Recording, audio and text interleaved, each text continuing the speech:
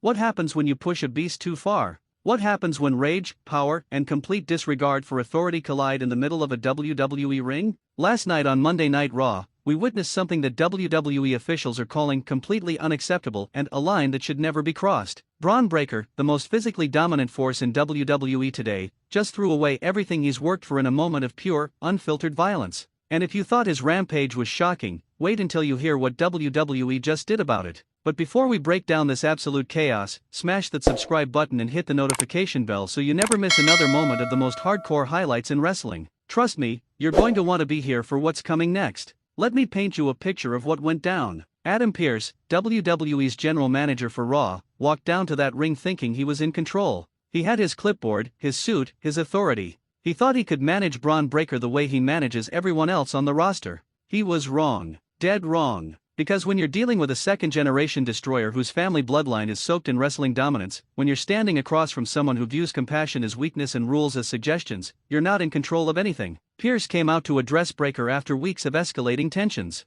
The frustration had been building. The fines weren't working. The warnings were falling on deaf ears. Breakker has been operating like a man possessed, leaving destruction in his wake every single Monday night. Bodies have piled up. Superstars have been carted out on stretchers. The medical staff probably has Breakker's name on a special alert at this point, but Pearce thought he could put a stop to it with words, with policy, with the threat of consequences. What Pearce didn't understand is that Bron Breakker doesn't fear consequences. He invites them. He dares authority to try and contain him because every attempt to box him in just feeds the monster inside. So when Pearce stood in that ring and started laying down the law, when he pointed his finger and raised his voice, trying to assert dominance over a man who only understands dominance through violence, you could see it in Breakker's eyes. That switch flipped. That last thread of restraint snapped. And then it happened. Breakker didn't just attack Adam Pearce. He assaulted him. There's a difference, and it's important. An attack in wrestling can be part of the show, part of the storyline, something everyone expects and understands.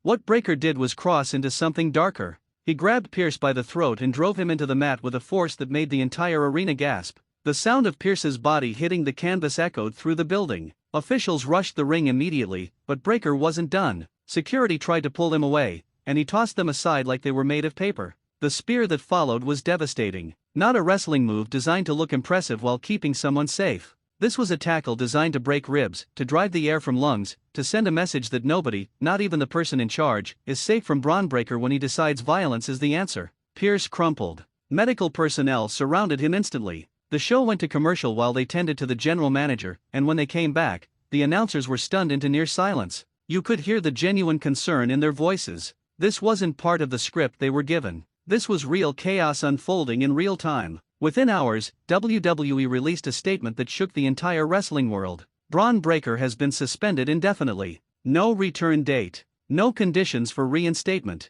Just suspended. Gone. Removed from Raw until further notice. The company made it clear that what Breakker did goes against everything WWE stands for, that putting your hands on company officials is a line that cannot be crossed without severe consequences. They emphasized that WWE is committed to providing a safe work environment for everyone, from the superstars to the referees to the management team. But here's what makes this situation absolutely fascinating from every angle. Is this a legitimate suspension because WWE genuinely believes Breakker went too far? Or is this the most brilliant piece of storytelling WWE has crafted in years? Think about it. Breakker has been positioned as an unstoppable force since the moment he stepped onto the main roster. Every week, he proves that he's different from everyone else. He's not here for championships, although he'll take them. He's not here for fame or popularity. He's here to hurt people. That's his purpose. That's his identity. By suspending him now, WWE has created something dangerous and unpredictable. They've told the audience that Bron Breakker is so out of control that he can't even be on television.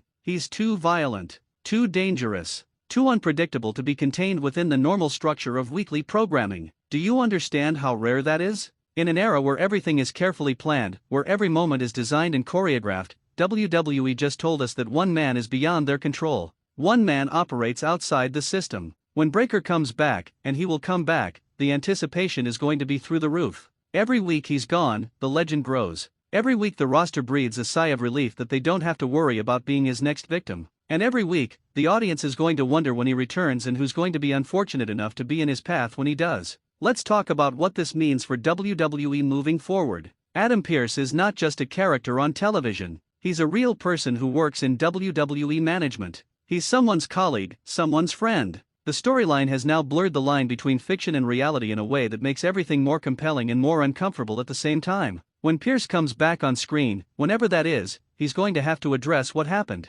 He's going to have to decide whether he made the right call suspending Breakker or whether he just made himself a permanent target. Because that's the thing about Bron Breakker. He doesn't forget. He doesn't forgive. The Steiner family, his bloodline, has always been about intensity and intimidation. His uncle, Scott Steiner, was one of the most feared men in wrestling history. His father, Rick Steiner, was a dominant force throughout his career. Violence and aggression are literally in Bron's DNA. But what makes him different, what makes him perhaps more dangerous than anyone in his family before him, is that he combines that genetic predisposition for violence with modern athleticism and size. He's faster than someone his size should be. He's stronger than someone with his speed should be. And he's meaner than anyone on the roster. The suspension also creates a massive void on Raw. Who fills it? Who steps up and tries to claim the spot that Breakker occupied as the most dominant physical force on Monday nights? There's opportunity there for someone bold enough to take it. But there's also risk. Because whoever rises in Breakker's absence becomes the first target when he returns.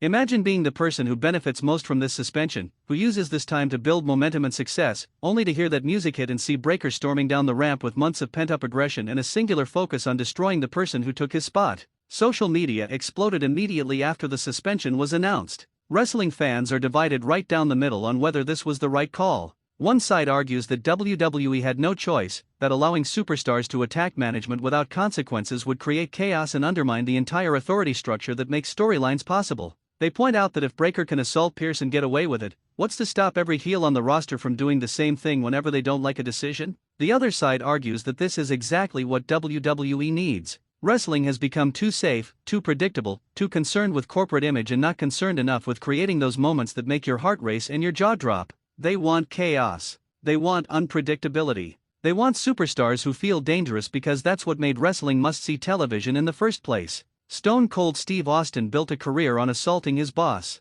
The Attitude Era thrived on blurring the lines between acceptable and outrageous. Maybe Bron Breakker is exactly what modern WWE needs to recapture that edge. Both sides make valid points, and that's what makes this situation so compelling. There's no clear right answer. There's just Bron Breakker, suspended and sidelined, probably getting angrier by the day. There's Adam Pearce, recovering from an attack that nobody saw coming. And there's the entire WWE roster, wondering what happens next. So where do we go from here? What happens when Breakker's suspension is lifted? Does he come back apologetic and reformed, having learned his lesson about respecting authority? Not a chance. That's not who Bron Breakker is. When he returns, he's going to be more dangerous than ever. The suspension won't humble him. It will fuel him. Every day he sits at home, unable to compete, unable to hurt someone, that rage is building. That frustration is growing. And when WWE finally decides the time is right to unleash him again, someone is going to pay the price for every day he was forced to sit on the sidelines. The question is who? Does he go after Pearce immediately, finishing what he started? Does WWE protect their general manager and redirect Breakker toward a championship opportunity, using his absence to build toward a major title match? Or does someone on the roster make the mistake of talking about Breakker during his suspension, calling him out, questioning his toughness, and putting a target on their back for when he returns? What we witnessed on Raw wasn't just an attack. It was a statement. Bron Breakker just told WWE, told the roster, and told every single fan watching that he plays by his own rules. Consequences don't matter to him. Authority doesn't matter to him. All that matters is imposing his will through violence. And now, thanks to this suspension, when he comes back, that will is going to be more intense than ever before. This is the kind of storyline that defines careers. This is the kind of moment that people remember years from now when they talk about what made Bron Breakker special. Not a championship win, not a classic match, but the night he attacked the general manager and got suspended for being too dangerous to control. That's legendary status being built in real time. Stay tuned, because this story is far from over. And when Breakker returns, Monday Night Raw will never be the same.